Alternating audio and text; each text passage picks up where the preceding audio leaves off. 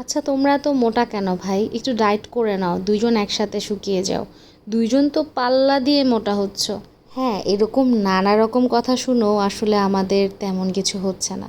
কেন যে হচ্ছে না কে জানে।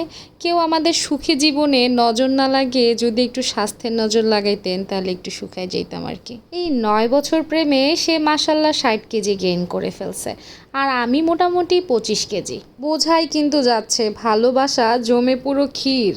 আগে যখন একা খেতাম দেখলাম বেশি ওয়েট গেইন হচ্ছে না, এর জন্যই চুক্তি করে প্রেমটা করলাম যে তুমি আমায় খাওয়াই দিবা, আমি তোমায় খাওয়াই দিব, একসাথে মোটা হব। গিনিস বুকে নাম লেখানোর একটা প্ল্যান আছে। যাই হোক, ভিডিওটা আর লম্বা করতে চাচ্ছি না। এটা ছিল গুলশান 2-এর মজাদার একটা বাফেট প্লেস, এটা ছিল বেয়ন্ড বাফেট। এটা আমার জামাই আমাকে সাজেস্ট করে, আর এখানে পার পার্সন ছিল 1350 টাকা করে। ওদের খাবারের কোয়ালিটিও ছিল অনেক ভালো।